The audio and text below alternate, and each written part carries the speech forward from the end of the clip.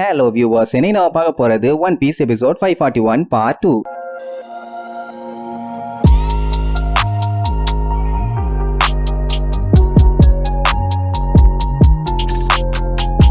Open பண்ணா நட்ட நடு ராத்திரி நம்ம ஃபிஷர் டைகர் தனியா நின்னு சரக்கு அடிச்சிட்டு இருப்பாரு. ஜிம்பை போய் பார்த்துட்டு அவனும் ஃபீல் பண்ணுவான். அது ஏன் என்னன்னு அவனுக்குமே நல்லா தெரியும். அதனால அவர்கிட்ட அப்படியே பேச்சு கொடுப்பான். இந்த மாதிரி அர்லாங்கு கொஞ்சம் கொடூரமா தான் இருக்கான், நீங்க ஒன்னும் கவலைப்படாதீங்கன்னு. அவரு புடிச்சு வண்டவண்டியா திட்டுவாருன்னு பார்த்தா சரக்க நல்லா அடிச்சுட்டு நான் அவனை குறை சொல்ல மாட்டேன் பாரு. இன்ஃபேக்ட் அவனை குறை சொல்றதுக்கு எனக்கு ரைட்ஸ் கூட இல்லாம பாரு. ஏன்னா இப்ப இருக்க நிலைமைக்கு குயின் ஒட்டஹிமேக்கு இவனையும் அர்லாங்கையும் பார்க்கும்போது எந்த ஒரு டிஃபரன்ஸுமே தெரியாது. ரெண்டு பேரும் ஒரே மாதிரி தான் பண்றானுங்கிற மாதிரி இருக்கும். ஆனா ஃபிஷர் டைகர் அந்த மாதிரி எதுவும் பண்ணலையே. அதை நினைச்சுதான் அவனுக்கு ரொம்ப ஃபீலிங்கா இருக்கும். அண்ட் ஒவ்வொருத்தரும் ஒவ்வொரு விதத்துல பாதிக்கப்பட்டிருக்காங்க. ஆர்லாங்க அதே மாதிரி தான். அது மட்டும் இல்லாம ஃபிஷர் டைகர் அவருக்குள்ள இருக்க ஒரு டீமனை நினைச்சுதான் ரொம்பவும் பயந்து நடுங்கிட்டு இருக்காராமா. அவர் என்னத்தை அப்படி மீன் பண்றாருன்னு சொல்லி அந்த டைம்ல நம்ம ஜிம்பையால புரிஞ்சுக்க முடியல. அதுக்கப்புறம் மறுபடியும் வழக்கம் போல டிராவல் பண்ணுவாங்க. நிறைய கப்பல்லாம் இவங்களை கிராஸ் பண்ணி போகும். அவங்க அட்டாக் பண்ணாலும் இவங்க அவங்கள அட்டாக் பண்ணி காலி பண்ணணும்னு யோசிக்க மாட்டாங்க. ஆனா அவங்க கிட்ட இருக்க செல்வத்தை எல்லாம் தேடிடுவாங்க. ஐ மீன் ட்ரெஷரை தேடிடுவாங்க. பட் அவங்களா இருந்தா இவங்கள பொழந்துருவாங்க. இவங்க அவங்கள மாதிரி இல்லன்னு சொல்லி ப்ரூவ் பண்ணும்ல. அதுக்காண்டி நீதி நேர்மையோட கவர்மெண்ட் தேடிட்டு இருக்க கிரிமினல்ஸோட மட்டும் தான் டெய்லியும் சண்டை போடுவானுங்க. அதே நேரம் குயின் ஒட்டஹிமே எப்படியாச்சும் மனுஷங்களையும் ஃபிஷ்மேன்ஸையும் ஒன்னு சேர்த்தணும்னு சொல்லி அவ ஒரு சைடு போராடி பாப்பா. இவ என்னதான் எல்லாத்தையும் உட்கார வச்சு லெக்சர் எடுத்தாலும் யாருமே இவ பேச்ச கேட்கற மாதிரியே இல்ல. எல்லாருமே ஆள விடுமா சாமின்னு அடிச்சு போராடாங்கிறது ஓடதான் பாப்பாங்க. சோ இப்படியே பல நாட்கள் போகுது. ஃபிஷர் டைகருக்கும் ஜிம்பைக்கும் பவுண்டி அனௌன்ஸ் பண்ணிட்டாங்க. டைகருக்கு 230 மில்லியன் பெரிஸ், ஜிம்பைக்கு 76 மில்லியன் பெரிஸ். இது எல்லாத்தையுமே சின்ன பையனா இருக்க ஓடி அப்புறம் ஃபிஷ்மேன் டிஸ்ட்ரிக்ட சேர்ந்தவங்க எல்லாம் பார்த்து என்ஜாய் பண்ணுவாங்க. வாவ், நம்ம ஆளுங்க டெய்லியும் வளர்ந்துகிட்டே போறாங்க. கவர்மெண்டே நம்ம ஆளுகளை பார்த்து பயந்துகிட்டு இருக்குது. அவங்க எப்படி நேவியா அழிச்சிருவானுங்கன்னு இந்த புடிப்பலுக்கு சந்தோஷம். அதே நேரம் இங்க குயின் விடுறதாவே இல்ல.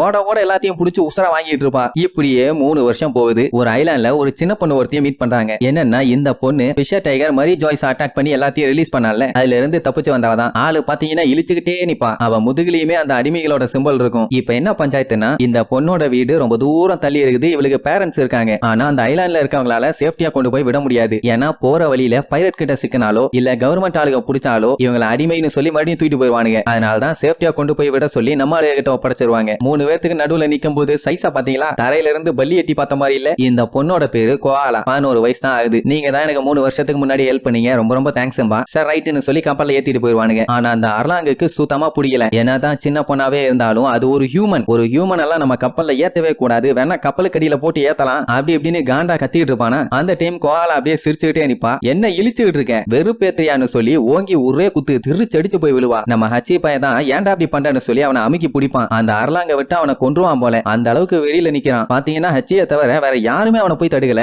அப்ப எந்த அளவுக்கு வெறியில இருக்கானுங்க. அந்த பொண்ணு என்ன பண்ணும், மறுபடியும் சிரிச்சுக்கிட்டே எந்திரிச்சு அதோட டவுசரை கிழிச்சு தரைய தொடக்க ஆரம்பிச்சிடும். எல்லாத்துக்குமே ஷாக்கு, என்ன பண்றா இவன்னு. அதுக்கப்புறம் தான் என்னைய மன்னிச்சிருங்க, நான் ஒழுங்கா வேலை பாக்குறேன், ரெஸ்ட் கூட எடுக்காம வேலை பாக்குறேன், நீ அடிக்காதீங்கப்பா. அதுவும் சாரி சொல்லிக்கிட்டே கீழே தொடச்சிட்டு இருப்பா. ஜிம்பை வந்து பார்த்துட்டு என்னமா பண்ற, ஏன் அப்படி எல்லாம் பண்றேன்னு சொல்லி கேட்பான். அப்போ கேப் விடாம நீ மன்னிச்சிருங்க மன்னிச்சிருங்கன்னு சொல்லிட்டு தொடச்சுக்கிட்டே இருப்பாளா. மூக்குல இருந்து ரத்தம் வலியும். ஆனா அதை கூட கண்டுக்காம சிரிச்சுக்கிட்டே தொடச்சிட்டு இருப்பா. ஜிம்பை சொன்னதுக்கு நான் அழமாட்டேன், நீ கொன்றாதீங்க, நான் பிரேக் எடுக்காம வேலை பாக்குறேன், நீ எதுவும் பண்ணிராதீங்க, சாரி சாரின்னு சொல்லிட்டே தான் தொடப்பா. ஜிம்பை ஐயோ அதெல்லாம் வேண்டாம், ஸ்டாப் பண்ணு, எங்களை பார்த்து என்ன பயந்துட்டியான்னு கேட்பான். அப்போ சிரிச்சுக்கிட்டே ஆமா எனக்கு உங்க எல்லாத்தையும் பார்த்தா ரொம்ப பயமா இருக்குது, ஆனா எங்க அம்மாவை எப்படியாச்சும் நான் பார்க்கணும், அதனால தான் தைரியமா இந்த கப்பல்ல ஏறிட்டேன்பா. அது மட்டும் இல்லாம நான் கிளீன் பண்றதை ஸ்டாப் பண்ணிட்டேன்னா உங்க ஆளுங்க என்னைய கொன்றுவாங்க, நான் வேலை பார்த்துக்கிட்டே இருக்கேன், நீ கொல்ல மட்டும் செஞ்சிடாதீங்கன்னு சொல்லிட்டு கண்டினியூஸா வேலை பார்ப்பா. அப்பதான் தெளிவா தெரியுது அடிமைகள் எல்லாத்தையுமே அந்த செலஸ்டியல் டிராகன்ஸ் எப்படி யூஸ் பண்ணிருக்கானுங்கன்னு. வேலை செய்யறத ஸ்டாப் பண்ணா கொன்றுவானுங்க, அழுதா கொன்றுவானுங்க, கிளீன் பண்றத ஸ்டாப் பண்ணா கொன்றுவானுங்க. அதனாலதான் இந்த குட்டி பொண்ணு இந்த மாதிரி பண்ணிட்டு இருக்கா. அவனுங்க பண்ண வேலையால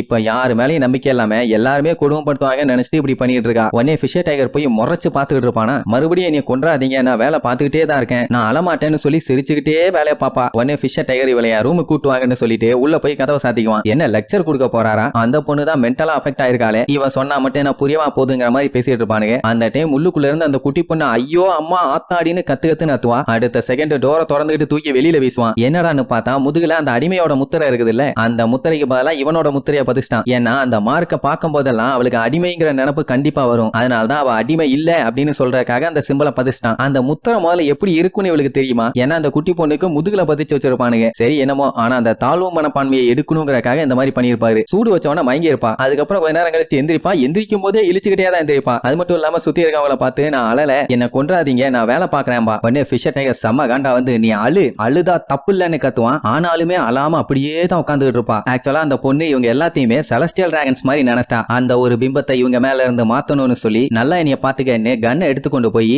அந்த பொண்ணு கண்ணுக்கு முன்னாடியே கடல்ல போட்டுருவாரு. அது அவளால நம்ப முடியல. உடனே அடிச்சு புடிச்சு வந்து எட்டி பாப்பா, நிஜமாவே கடல்ல விழுந்துருச்சு. அது மட்டும் இல்லாம சுத்தி இருந்த எல்லாத்துக்கிட்டையும் நம்ம யாரையுமே கொல்லக்கூடாதுன்னு சொல்லுவாரா. அத்தனை பேருமே கையில வச்சிருந்த கத்தி துப்பாக்கின்னு எல்லாத்தையும் கீழே போட்டுருவாங்க. அது மட்டும் இல்லாம நம்ம இவளை பத்திரமா கொண்டு போய் அவளோட ஹோம் டவுன்ல சேர்த்தணும்னு சொல்லுவாரு. எல்லாருமே ஆ ஊ ஆஹா ஓஹோன்னு சொல்லி கத்திக்கிட்டு இருப்பாங்க. சொல்ல போனா அத்தனை பேருமே ஃபிஷர் டைகரை ரொம்ப சின்சியரா தான் ஃபாலோ பண்றாங்க போல. என்ன இந்த அர்லாங் பயலுக்கு தான் சுத்தமா பிடிக்கல, ஒரு ஓரமா போய் நின்னுக்குவான். அந்த டைம் இந்த குட்டி பொண்ணு அழுவா பாருங்க, அழுக கொக்கா மக்கா கதறி கதறி அழுவா. சோ அப்படி நம்ம ஃபிஷர் டைகர் பைரட்ஸ் அந்த சின்ன பொண்ணை கொண்டு போய் அவளோட ஹோம் டவுன்ல விடுறதுக்கு கிளம்புறதோட இந்த எபிசோடுக்கு எண்டு ஆடு போட்டு முடிக்கிறாங்க.